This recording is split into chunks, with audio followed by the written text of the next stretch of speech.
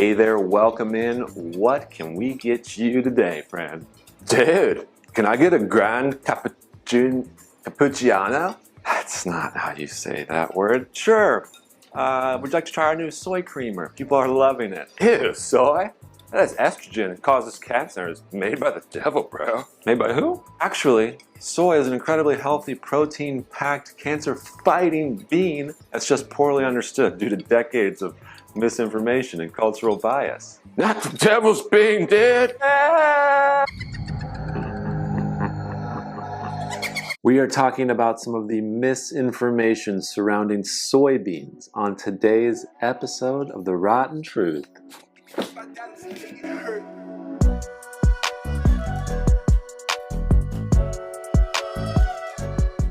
Call it edamame and people are stoked. They eat it right up. Call it soy and people freak out. Soy has a certain negative connotation these days, even though it's been a staple in Asian culture for over 5,000 years and is the dietary basis for some of the longest living people on the planet. So let's get into a couple of the myths surrounding this nutritious source of both fiber and protein.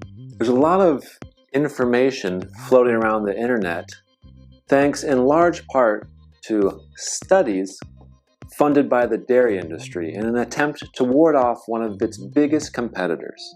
One of the most pervasive and common myths about soy is that it contains estrogen and can cause anything from cancer to man boobs. At a molecular level, estrogen, which we find in animals, and phytoestrogen, which is the plant version that we find in soy, are almost identical. But their small differences lead to very different reactions in our bodies. Here's a short breakdown of the science. Our cells have these little receptors with keyhole-like tags that allow certain molecules to bind to them. Now there are two receptors that estrogen can bind to. We call them alpha and beta, which is just Greek for A and B. When estrogens bind to the alpha receptor, it can cause an increase in the risk of certain types of cancer. Binding to the beta receptor can actually have the opposite effect and be cancer preventative. How does that work?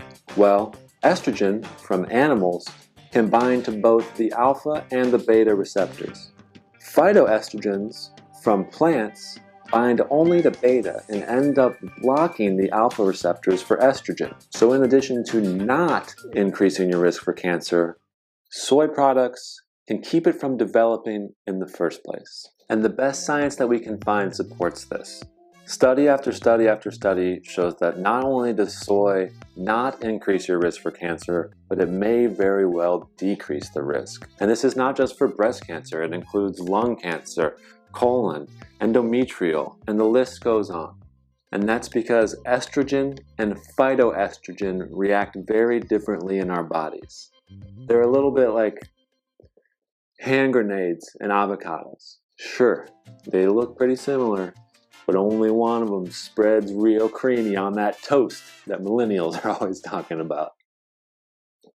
Beyond cancer, more and more studies are showing that soy products also reduce bad cholesterol levels, reduce inflammation, reduce the risk of heart disease, reduce the risk of dementia, and reduce the risk of hip fractures from osteoporosis. So get your granny some tofu. Tofu. Tofu? Tofu. Get your granny some tofu. Finally, the last myth that we want to address is the fact that soy products have no adverse effects on men. A meta-analysis, which is one that combines the results of many scientific studies, found that neither soy products nor soy isoflavone supplements had any effect on the testosterone levels of men. If one did want to avoid estrogen and hormones, they might consider not consuming the mammary gland secretions of a 1,000-pound cow that are specifically designed by nature to grow a baby to 800 pounds in 9 months. That is to say, there is a lot of estrogen and hormones in dairy products. That was a simpler way of saying that. You and I, we're not baby cows. But if you are, how and why are you watching this? Soybeans are an inexpensive, nutrient-rich, delectable food for everyone. Now that we know how good soybeans are for us, it's time to shove some of them in the face hole. Much like pasta and rice, tofu isn't that tasty plain. Find the type and texture of tofu that you like best. Experiment, have fun.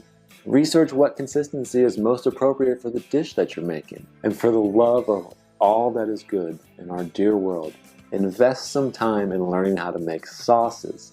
It's all about the sauce. We are Factory Farming Awareness Coalition, here to dispel the myths that the meat and dairy corporations so desperately want you to believe.